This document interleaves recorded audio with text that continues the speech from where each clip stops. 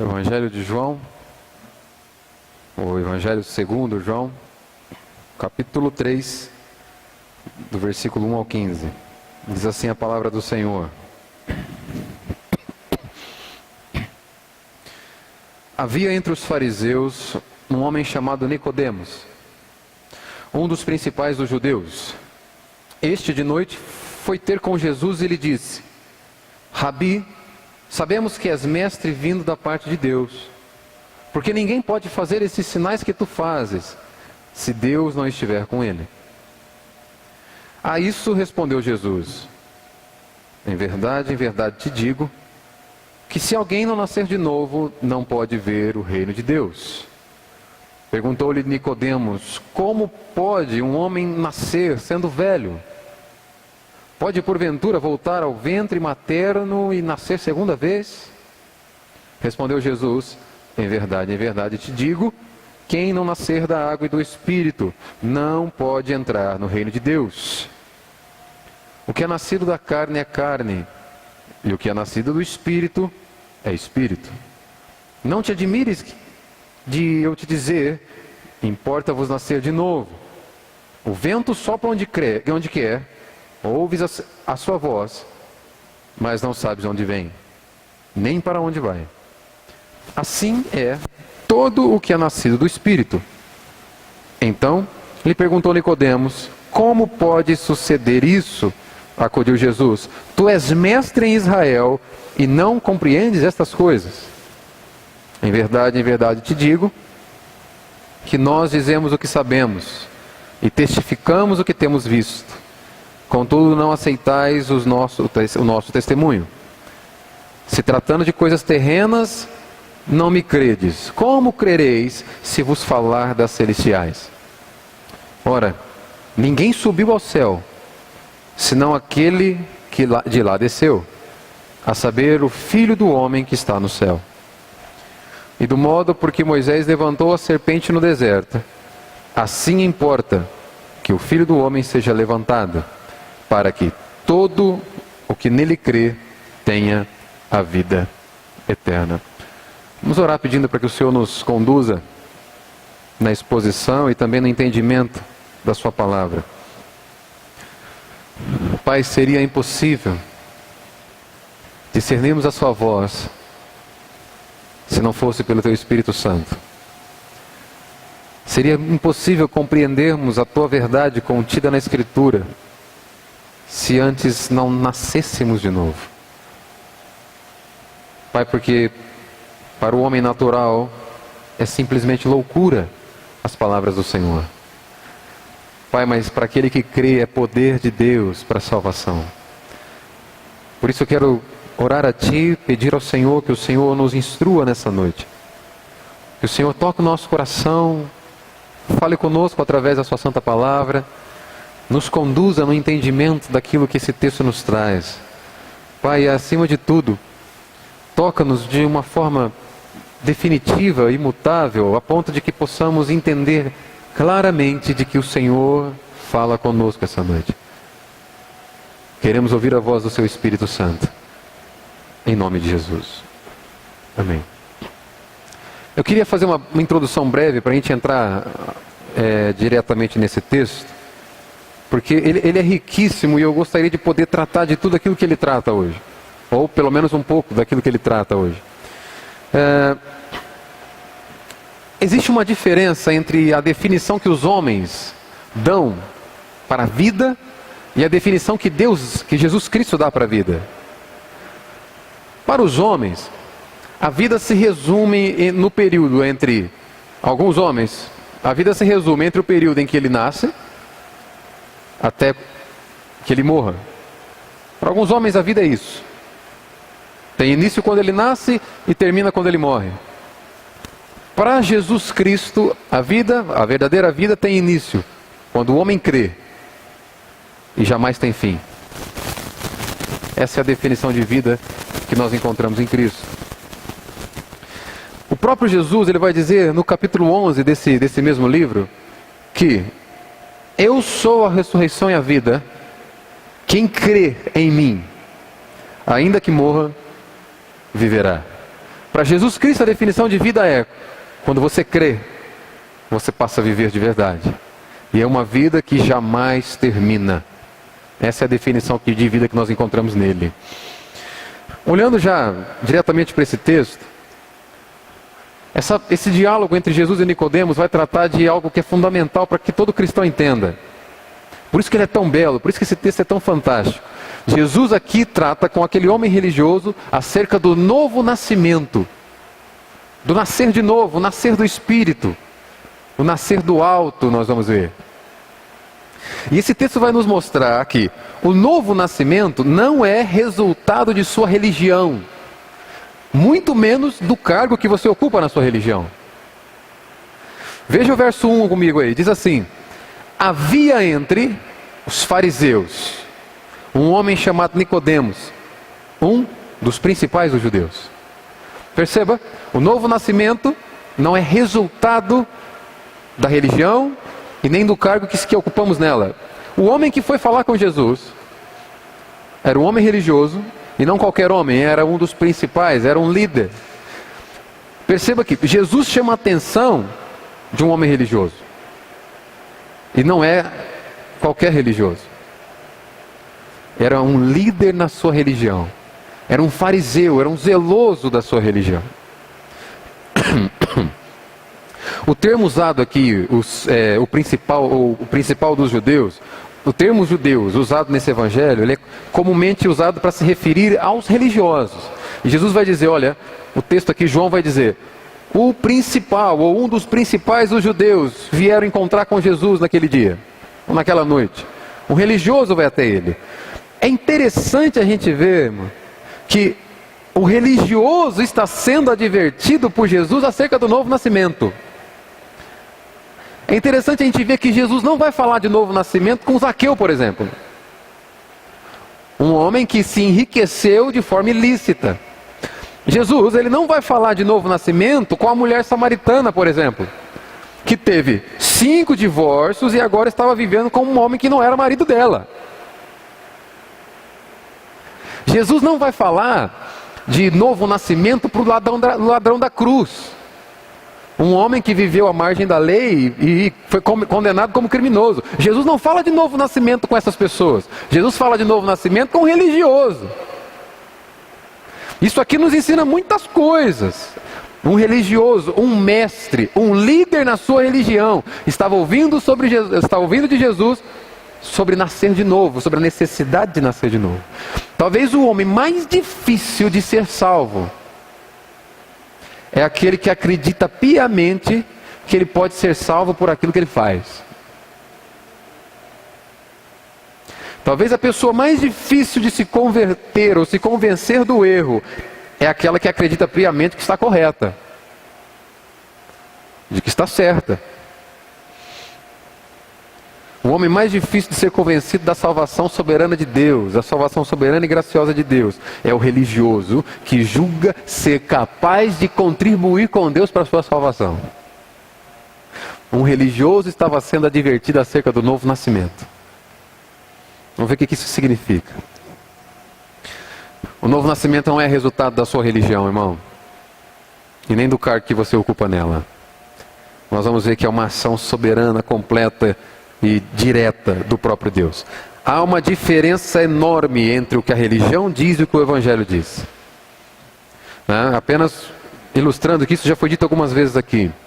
Toda e qualquer religião do mundo vai dizer que você precisa se esforçar o bastante para obedecer ao máximo, porque talvez se você for capaz de obedecer ao máximo, Deus te aceite.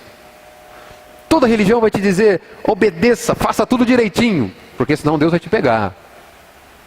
É só o Evangelho que te diz assim, olha, Deus te aceitou na obra de Cristo, por isso você é capaz de obedecer. As propostas são completamente diferentes. A religião vai dizer, eu obedeço, consequentemente sou salvo. O Evangelho vai dizer, sou salvo, consequentemente obedeço. A motivação é totalmente diferente, ambos. O religioso e o que vive pelo Evangelho, eles podem sentar lado a lado na igreja, e na superfície eles podem parecer iguais, Ambos estão orando, ambos estão participando dos cultos, ambos estão lendo a Bíblia, ambos estão buscando a Deus, mas a motivação na profundidade é completamente diferente. É diferente aquele que busca a Deus porque acredita que ele precisa se esforçar ao máximo para ser salvo, daquele que busca a Deus porque acredita que já foi salvo naquilo que Cristo fez. As motivações são diferentes. A motivação do religioso é um fardo duvidoso e egoísta quando o assunto é buscar a Deus. Por que duvidoso? Você nunca sabe se obedece o suficiente para ser salvo. Por isso é duvidoso. E por que é egoísta? Você não faz pensando nos outros, as suas boas obras. Você faz pensando em você mesmo, pensando em alcançar o favor de Deus. Por isso que a obra do religioso é egoísta. Todo religioso é, em essência, egoísta. Um religioso está ouvindo de Cristo que é necessário nascer de novo. A motivação, em contrapartida, a motivação daquele que entende que é salvo pela ação graciosa e soberana de Deus, a motivação daquele que entende que ele estava morto quando o Senhor o achou, quando o Senhor o encontrou e o salvou, é uma motivação pura de gratidão. Percebe? Existe uma diferença enorme entre buscar a Deus por obrigação e buscar a Deus por gratidão. Na superfície, os dois são iguais. Mas na profundidade, somente aquele que crê que é salvo pela graça de Deus é que é possível, ou que é capaz de agradecer ou de buscar a Deus por ser grato e não esperando algo em troca. Somente aquele que entende que foi salvo por meio da obra de Cristo é que entende isso, é que consegue ser grato dessa forma. O religioso foi quem ouviu acerca do novo nascimento, talvez porque seja o homem mais difícil de ser convencido da incapacidade de fazer algo para contribuir com Deus. Todo religioso crê e acha que pode dar uma mãozinha para Deus salvá-lo. Somente aquele que é rendido pela graça de Deus é que chega à conclusão de que seria impossível se Deus não quisesse. Se Deus não fizesse. O novo nascimento não é resultado da sua religião, ou do seu esforço religioso, ou do seu esforço para participar de algum evento da igreja, para ter um cargo na igreja, para ser um dos principais. Não é resultado do seu empenho, é da graça do Senhor. Por isso o religioso foi o primeiro a ouvir sobre isso, da boca do próprio Cristo. Segunda coisa que eu aprendo aqui acerca do novo nascimento é que não é um resultado dos sinais que nós vemos. Foi muito bem dito aqui na primeira parte da liturgia pelo Fábio, acerca de buscar a Deus pelos sinais, buscar a Deus pelos milagres. E isso já deveria nos levar ao arrependimento. O novo nascimento não é resultado dos milagres que você vê, que você presencia. Nós vamos ver que o novo nascimento é o próprio milagre, porque é uma obra que depende do Senhor. Olha o verso 2 aí comigo no capítulo 3.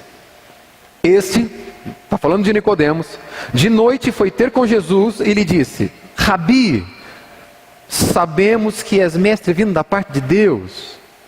Por quê? Olha a parte B. Porque ninguém pode fazer tais sinais que tu fazes se Deus não estiver com ele. O encontro de Nicodemos com Jesus está diretamente ligado com o texto anterior, no finalzinho do capítulo 2. Eles estão colocados de propósito aqui. No capítulo 2, no final, aí, se você olhar um pouquinho para trás, os versos 23 e 25, João vai dizer o seguinte, que estando Jesus em Jerusalém, durante a festa da Páscoa, muitos vendo os sinais que ele fazia, creram no seu nome, creram nele. Mas o próprio Jesus não se confiava a eles, porque os conhecia a todos. E não precisava de que alguém desse testemunho a respeito do homem, porque ele mesmo sabia o que era a natureza humana. Nicodemos estava, provavelmente, tendo acesso, vendo cada sinais que Jesus realizou naqueles dias. Ele viu. E por ver os sinais, por ver os milagres, ele creu. Por isso ele vai chegar para Jesus e dizer, olha, é impossível, certamente, não seria possível alguém fazer os sinais que o Senhor faz, se Deus não estivesse com ele. Isso aqui mostra que Jesus não admite uma fé superficial para a salvação. Uma fé que se baseia naquilo que é visto. Uma fé que se baseia em sinais, em milagres. Ainda que Nicodemos tivesse reconhecido Jesus como mestre porque viu os sinais, porque viu aqueles milagres, ou os milagres que ele era capaz de realizar, a sua fé ainda era insuficiente. Era uma fé infantil. Era uma fé de um homem natural que ficou admirado com os sinais que Jesus fazia. O novo nascimento não é resultado dos sinais ou milagres que você assiste. Irmão, até o ímpio, até o mais terrível pecador pode se maravilhar com algum milagre, com algum sinal. Não existe milagre, não existe sinal, não existe cura, não existe livramento, não existe nada disso suficiente ou capaz de converter um pecador. Nenhum sinal, nenhuma cura é capaz de converter o pecador. Às vezes a gente pode pensar assim, olha, se nos dias de hoje Deus curasse como Ele curava naqueles tempos bíblicos, o número de convertidos seria maior. Quantas vezes você já pensou assim? Talvez se eu levar um irmão naquele culto de cura, não é mais culto de louvor e adoração, agora é culto de milagre, culto de cura. Quem é cultuado ali é o milagre, não é mais Deus. Então se acontecer algum sinal ali, eles vão crer. Não existe milagre capaz de levar o homem a crer, capaz de converter um pecador, porque os mesmos que presenciaram os sinais de Jesus naqueles dias, foram os homens que o crucificaram. Não edifique a sua fé sobre os sinais, não edifique a sua fé sobre os milagres, não edifique a sua fé sobre o testemunho de homem nenhum. Porque pode haver dia que os milagres não vão surgir, os sinais não vão ser vistos, e se a sua fé estiver edificada sobre sinais, quando eles não aparecem, você simplesmente cai. Não há garantia de que você vai suportar, vai ficar de pé. Edifique a sua fé sobre a palavra de Cristo, pois céus e terra passarão, mas essa palavra jamais passará. Ainda que não tenha sinais, ainda que não tenha milagres, ainda que não haja cura, ainda que não haja aquele livramento na conta, na saúde financeira que a gente tanto espera, ainda que não haja tudo isso, a palavra do Senhor permanece. E se você estiver edificado sobre ela, você simplesmente fica de pé. Você não precisa ver sinais. Você precisa crer no Deus que realiza sinais. Toda fé dependente de milagre é uma fé infantil. Todo homem que depende de todo homem, toda mulher, todo cristão que depende de sinais para crer em Deus, é um homem que ainda não experimentou o novo nascimento. É um homem que ainda não nasceu do Espírito, um homem que ainda não nasceu de novo. Não adiantou nada aquele homem ver sobre tantos sinais que Jesus realizou. Não adiantou nada ele confessar Jesus como mestre pelo fato de ter visto sinais. Ele ainda não tinha nascido de novo. Não espere os sinais. Não espere o milagre. Creia no Deus que realiza milagre. Nós veremos aqui que o novo nascimento não é fruto dos milagres, mas ele é o próprio milagre. Pois é um ato exclusivamente realizado pelo Senhor. É um ato de trazer mortos à vida. E só Deus pode trazer mortos à vida. Só Deus pode dar vida. A terceira coisa que eu aprendo com esse texto é que o novo nascimento é fundamental para nós discernirmos o que é de Deus. O novo nascimento é fundamental para nós enxergarmos o espiritual. Veja o verso 2 novamente, olha. Este de noite foi ter com Jesus e disse: Rabi, sabemos que és mestre vindo da parte de Deus. Nicodemos faz uma afirmação de cunho espiritual aqui. Nós sabemos que você é mestre vindo de Deus. Ele afirma isso para Jesus. É uma afirmação de caráter espiritual. Sabemos que você vem de Deus. Agora, perceba a resposta de Jesus. Parece que a resposta de Jesus está meio que desconectada daquela afirmação de Nicodemos. Nicodemos vai dizer: sabemos que você veio de Deus. A resposta de Jesus é: quem não nascer de novo não pode ver o reino de Deus. A impressão que dá é que Nicodemos vem, fala uma coisa e Jesus parece que entra num assunto que não tem nada a ver com aquilo que Nicodemos está falando. Mestre, sabemos que você veio de Deus. Ninguém pode ver o reino de Deus se não nascer de novo. Parece que não está conectado o negócio. Mas não. A resposta de Jesus está perfeitamente conectada e era justamente o que aquele homem precisava ouvir. O que ele faz é mostrar para Nicodemos que Nicodemos faz uma afirmação de cunho espiritual, uma afirmação sobre o agir de Deus, sobre Jesus ser enviado de Deus. Sendo assim, a resposta de Jesus nos remete à seguinte ideia: é impossível para o homem natural fazer afirmações acertadamente acerca de questões espirituais. É impossível para o homem natural, para o homem que não nasceu de novo, fazer afirmações acertadamente acerca do reino de Deus. O que Nicodemos faz aqui é uma afirmação espiritual. Olha, sabemos que você veio de Deus. Aquele que não nasceu de novo é incapaz de afirmar isso. É incapaz de fazer uma afirmação acertada acerca do que é o reino de Deus. Porque para o homem natural o reino de Deus é loucura, é o que Paulo vai dizer. Para entender o espiritual, o homem deve ser nascido de novo. Olha só.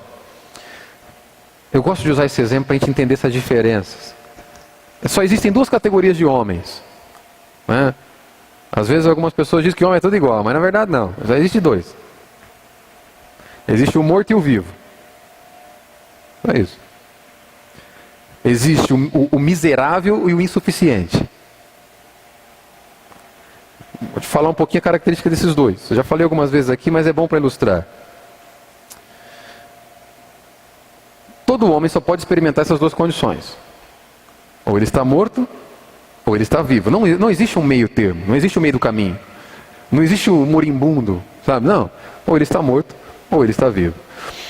Quando Deus cria o homem com uma característica perfeita: insuficiência.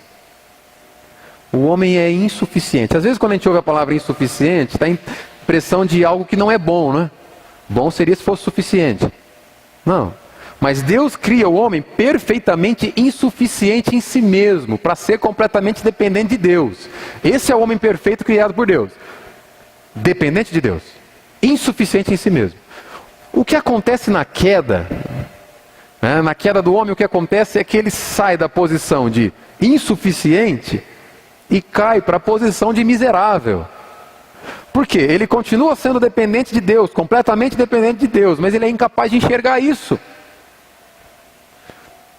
O homem natural é o homem miserável, cego para Deus, surdo para Deus, não discerne a voz de Deus.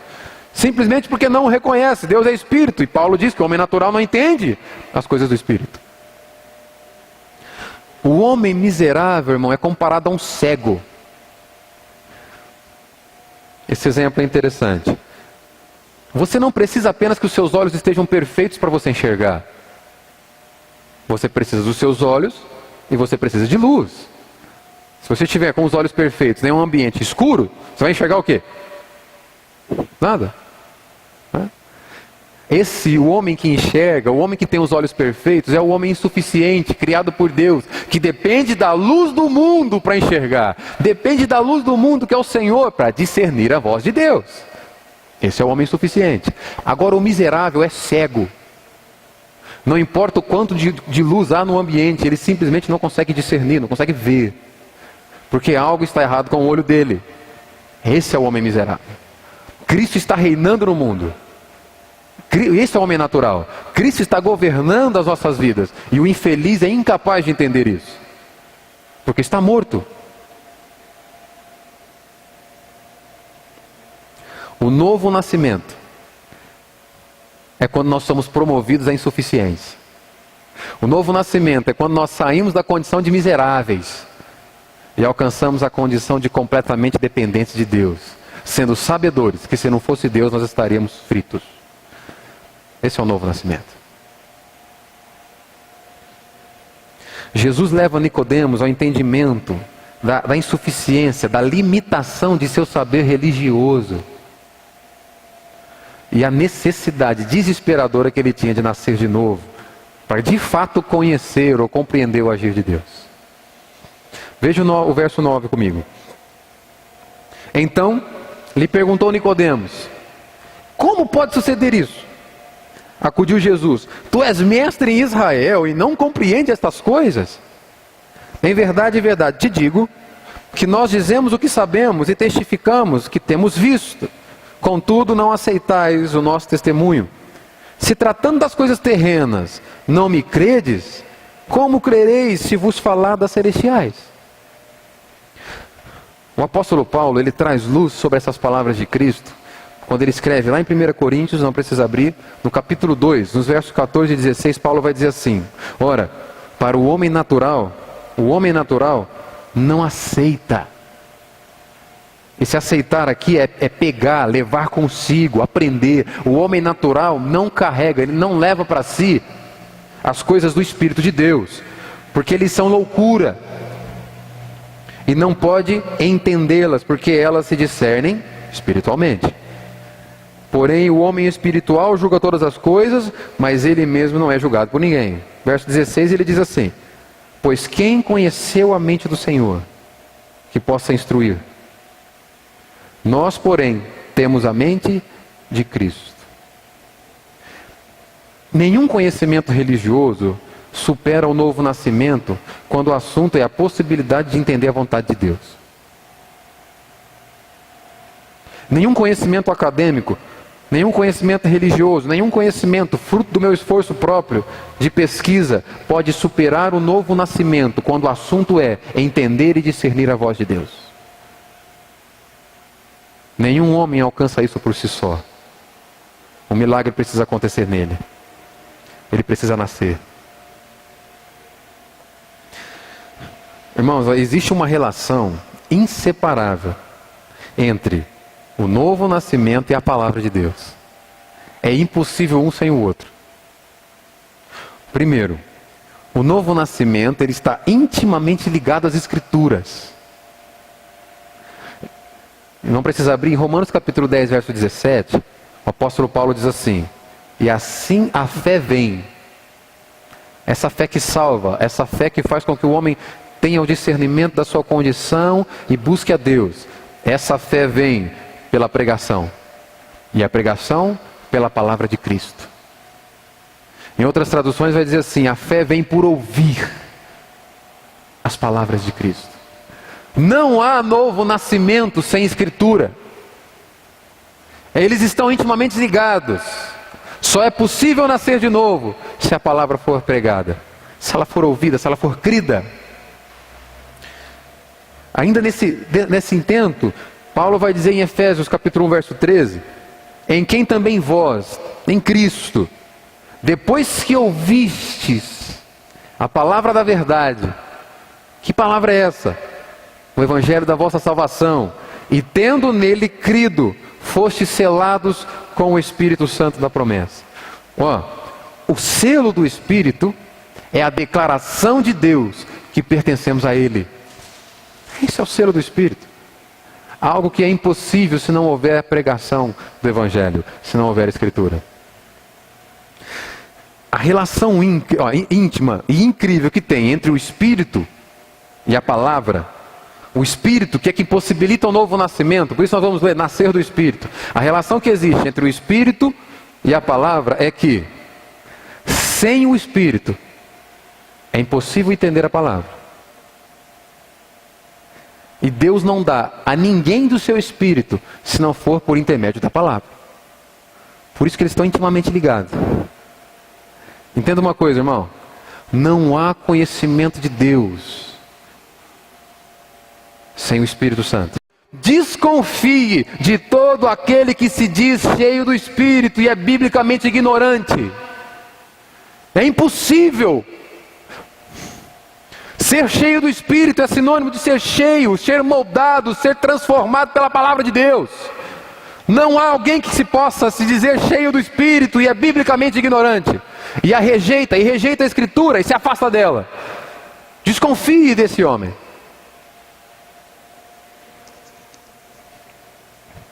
Há uma relação íntima entre escritura e novo nascimento. Como eu evidencio que nasci de novo? Como é que você faz para saber se eu nasci de novo? O novo nascimento, ele é evidenciado por uma conduta segundo a voz de Deus, segundo a palavra dele.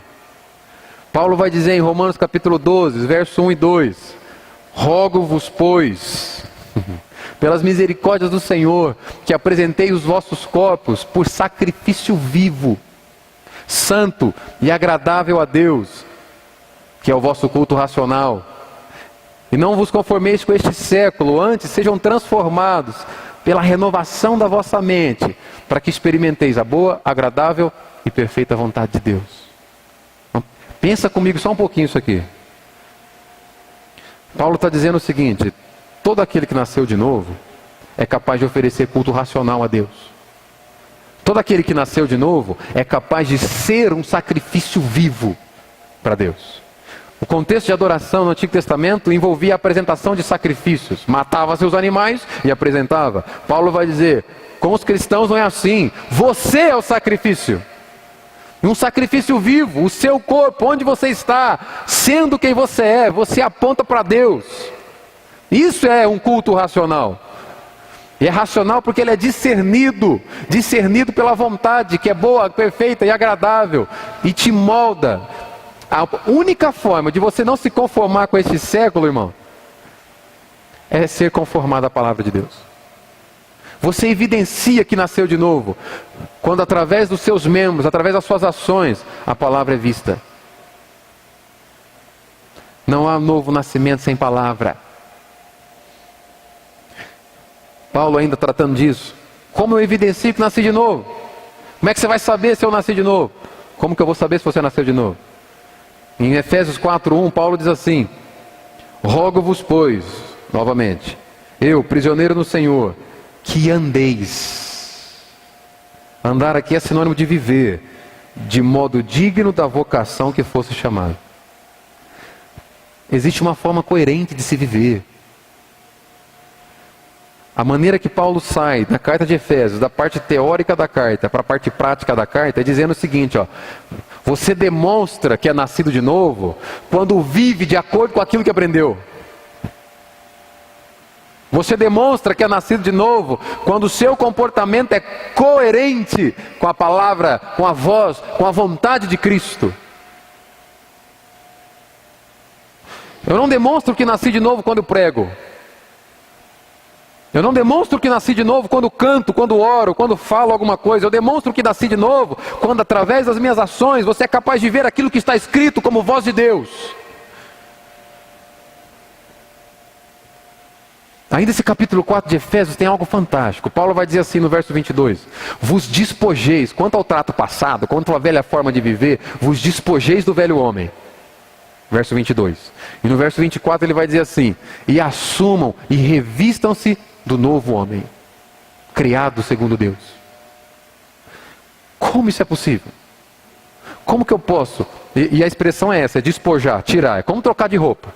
Paulo vai dizer o seguinte: a mudança de vida ela acontece assim. É como se você tirar a roupa velha e pôr a roupa nova. Tirar o velho homem e vestir o homem novo. Como isso é possível?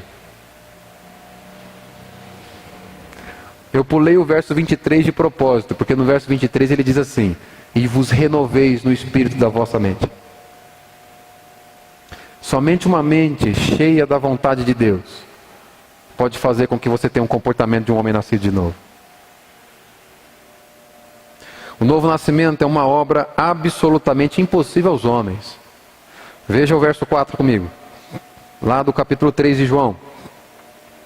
Perguntou-lhe Nicodemos: como pode um homem nascer sendo velho? Pode porventura voltar ao ventre materno e nascer segunda vez? Sabe de nada, inocente. O espanto de Nicodemos, irmãos, é compreensível. É compreensível. O cara era um mestre da lei. O cara era um fariseu, um dos principais dos líderes. Mas, coitado, era inocente, infantil. Não tinha nascido de novo. Vai cobrar? Como que a gente vai cobrar dele, né? É compreensível essa pergunta idiota que ele faz. O homem não pode promover nem o próprio nascimento natural, quem dirá o espiritual. O novo nascimento é uma obra impossível para os homens. Percebe? Uma perguntinha básica. Com o que você contribuiu com seus pais para ser gerado? Como que você participou? Ah, não tem jeito, né? Pois é. O que te faria pensar que você pode contribuir com Deus para nascer de novo? Assim como você é incapaz de participar da sua gestação, da sua geração, você é incapaz de contribuir para que Deus te faça nascer de novo. Essa é uma obra soberana e exclusiva do Senhor. Graças a Deus por isso. Se nós pudéssemos o ajudar, certamente nós o atrapalharíamos. Porque Paulo diz assim, não por obras para que ninguém se glorie. Se nós pudéssemos contribuir com 0,09% no processo de nascer de novo, nós perderíamos. Porque nós chegaríamos diante de Deus e diríamos assim, tá vendo, te ajudei, hein? Foi só um pouquinho, mas te ajudei. Perderíamos, porque Deus não divide a sua glória com ninguém. O homem natural tem uma característica que o impede de contribuir com Deus para o seu novo nascimento. O homem natural está morto. Espiritualmente morto. Lembra que eu disse que a verdadeira vida começa quando o homem crê. E enquanto ele não crê, ele está morto. Ele é incapaz de contribuir com Deus para isso. Não precisa abrir, mas em Romanos capítulo 5, verso 12, Paulo vai dizer assim: portanto, assim como por um homem entrou o pecado no mundo, e pelo pecado a morte, assim também a morte passou a todos os homens, porque todos pecaram. O novo nascimento seria impossível se Deus deixasse isso por nossa conta. Não dá. Se não fosse pela sua ação graciosa e misericordiosa, isso não poderia ser providenciado por nós. Caminhando aqui, outra coisa que eu aprendo é que o novo nascimento é uma obra exclusiva de Deus, de seu Espírito. Ela vem do alto. Olha o verso 5 comigo aí. Respondeu Jesus: em verdade, verdade te digo, quem não nascer da água e do Espírito, não pode entrar no reino de Deus. Quem não nascer da água e do Espírito. No versículo anterior, lá no verso 3, ele vai dizer o seguinte: nascer de novo. A palavra, a expressão usada para nascer de novo, significa nascer do alto. Pode ser traduzida por nascer do céu. Entende isso? É nascer de cima. Percebe? O céu não é apenas o nosso destino, ele é a nossa origem. É de lá que viemos. E quando nós nascemos de lá, é impossível deixar de pertencer ao lugar alto. É impossível deixar de pertencer a Deus. Nós nascemos não do sangue, nem da vontade da carne, nem da vontade do homem, mas da vontade de Deus. É isso que nós vemos lá na segunda exposição dessa carta. Nascemos da vontade de Deus. Nenhum ser vivo pode operar esse novo nascimento. Assim como nenhum ser morto pode fazer-se viver novamente sozinho. Uma vez que todo homem natural é morto espiritualmente, até que Deus interfira, até que Deus o encontre e o alcance, ele permanecerá dessa forma para sempre. A Bíblia, irmãos, aqui tem algo interessante que eu quero gastar um tempinho contigo. A Bíblia não é um livro de histórias desconexas. A Bíblia, ela conta uma única história: Jesus Cristo e o plano de redenção do Senhor. Eu imagino que aquela visão do profeta Ezequiel acerca do Vale dos Ossos Secos nos apontam diretamente para um momento como esse, que Jesus aponta para Nicodemos aqui. Deixa eu ler contigo o que Ezequiel diz na sua visão. Em Ezequiel 37, de 1 a 5, ele vai dizer assim: veio sobre mim a mão do Senhor, Ele me levou pelo Espírito do Senhor e me deixou no meio de um vale que estava cheio de ossos, onde não há perspectiva de vida, onde não há perspectiva de nada sair ali. Era um vale cheio de ossos, e me fez andar ao redor deles. Eram muito numerosos na superfície do vale e estavam sequíssimos. Não há probabilidade de vida.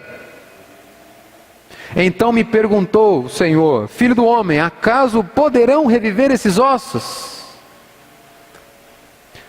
O profeta respondeu: Senhor Deus, tu sabes. É algo que pertence somente ao Senhor. Aquele vale de ossos secos era incapaz de se restaurar por si só. Eram sequíssimos, não havia vida e nem expectativa de vida. Deus pergunta para o profeta: e aí, dá para sair alguma coisa daí? Senhor, isso pertence a ti, só tu sabes. Disse-me ele: profetiza a estes ossos e dize-lhes: ossos secos, ouvi a palavra do Senhor. Assim diz o Senhor Deus a estes ossos: eis que farei entrar o Espírito em vós e vivereis. O verso 4 é lindo. Profetiza esses ossos. Ossos secos, ouvi a palavra do Senhor. Eu disse que a fé vem pelo quê? Ouvir a palavra de Cristo. Profetizar, no contexto em que nós estamos, é anunciar o Evangelho que tem poder para trazer vida. Profetizar é anunciar o Evangelho que tem poder de transformar homens mortos em homens vivos. Ossos secos em homens vivos. Assim diz o Senhor: eis que farei. É o Senhor quem faz. O teu papel é proclamar: o Senhor que faz. Farei entrar em vós o Espírito e vivereis. O novo nascimento. Esse aqui aponta exatamente para aquilo que nós estamos tratando. Só o Senhor pode fazer o vale de ossos secos reviver. Só o Senhor pode te fazer nascer de novo. É impossível aos homens, mas é perfeitamente possível para o Senhor. O verso 7 diz assim, capítulo 3 de João: não te admires de eu dizer, importa-vos nascer de novo. O vento sopra onde quer. Não te admires, porque essa não é uma obra para você, essa é uma obra para o Espírito Santo de Deus. Por isso ele diz, verso 8: o vento sopra onde quer. Ouve-se a sua voz, mas não sabes de onde vem, nem para onde vai. Assim é todo aquele que é nascido de Deus, nascido do Espírito. O vento sopra onde quer, inclusive num vale de ossos secos, para trazer vida, para tornar a possibilidade de nascer de novo, para nascer do Espírito. O novo nascimento é uma obra impossível para os homens, exclusiva de Deus, sem a qual é impossível haver salvação. Volte comigo o verso 5. Respondeu Jesus: em verdade te digo, quem não nascer da água e do Espírito, não pode entrar no reino de Deus. Lá, antes ele diz, não pode ver. Aqui ele diz, não pode entrar no reino de Deus. A menos que o Senhor transplante o nosso coração de pedra e nos dê um coração quebrantado e voltado para Ele. A menos que nós recebamos esse toque transformador, esse toque regenerador, reavivador do Espírito, jamais poderemos entrar no reino de Deus. Jesus está dizendo isso para um homem do calibre de Nicodemos, irmão. Um homem intelectual, um homem rico, um homem que devia ser praticante de boas obras, porque cria que isso era fundamental para a sua salvação. Se Jesus disse isso para um homem como o calibre de Nicodemos, o que dirá para todos aqueles que buscam ser salvos pelo mesmo meio, cumprindo boas obras, apenas achando que o fato de participar de culto, o fato de ler a Bíblia, o fato de orar, que isso é um esforço necessário, e que se ele não fizer isso é incapaz que ele seja salvo. Não, irmão, você não busca a Deus para ser salvo. Você busca a Deus porque foi salvo. Se você não fosse nascido de novo, você seria incapaz de desejar o Senhor. Nenhum homem natural deseja o Senhor. Caminhando para o fim, outra coisa que eu aprendo com esse texto é que o novo nascimento é uma obra transformadora e definitiva. O novo nascimento é irreversível, irmão. Olha só o verso 6. O que é nascido da carne é carne. O que é nascido do Espírito é Espírito. Alguém aqui já foi capaz de desnascer? Algum homem é capaz de desnascer? Da mesma forma, o que é nascido do Espírito jamais deixa de ser Espírito. O que é nascido de Deus jamais se torna um miserável novamente. Aquele que é nascido de Deus, dependente de Deus, insuficiente em si mesmo e vive em comunhão com o Senhor, jamais deixará o Senhor. É isso que João Batista vai dizer no capítulo 3, mais à frente. Nós talvez veamos isso na semana que vem. Por isso, quem crê no Filho tem a vida eterna. Percebe que ele não diz terá, ele diz aquele que crê agora, aquele que crê no Senhor, aquele que deposita confiança no Senhor, ele tem, porque isso foi lhe dado. Não foi ele que conquistou, ele recebeu de Deus. É impossível um homem nascido de novo deixar de pertencer ao Senhor, porque Jesus diz no capítulo 10 aqui: eu conheço as minhas ovelhas, elas ouvem a minha voz e me seguem, eu lhes dou a vida eterna e elas jamais perecerão. Ninguém as arrebatará das minhas mãos. Se um dia você sair das mãos do Senhor, meu querido, é porque você nunca esteve lá. E por fim, o novo nascimento é uma obra possível somente após a atitude redentora e sacrificial de Jesus Cristo. O verso 13 em diante ele diz assim: ora, ninguém subiu ao céu senão aquele que de lá desceu, a saber, o Filho do homem que está no céu. Verso 14: e do modo por que Moisés levantou a serpente no deserto, assim importa que o Filho do homem seja levantado, para que todo aquele que nele crê tenha vida eterna. O novo nascimento é possível porque Cristo se humilhou a ponto de vir aqui para te substituir na obediência e na morte. Eu quero concluir contigo dizendo que o novo nascimento não é resultado do seu esforço religioso. O novo nascimento não é resultado do cargo que você ocupe na sua religião. O novo nascimento não é resultado dos sinais, dos milagres. Não há nenhum sinal capaz de te converter. A sua conversão é um milagre, porque ela é provocada pelo Senhor, o Deus que realiza milagre. O novo nascimento é fundamental para você discernir o que é de Deus, para você enxergá-lo, para você enxergar o que é espiritual. O novo nascimento é uma obra absolutamente impossível para os homens. É uma obra exclusiva de Deus, de seu Espírito. Aquele que nasce de Deus, nasce do céu, nasce do alto, nos possibilita a vida eterna. Uma vez que nascemos do céu, jamais sairemos de lá. Uma vez nascido de novo, pelo toque do Espírito Santo, estamos garantidos para a eternidade. Esse é o conforto que temos no Senhor. Jamais alguém pode me arrebatar das mãos dele.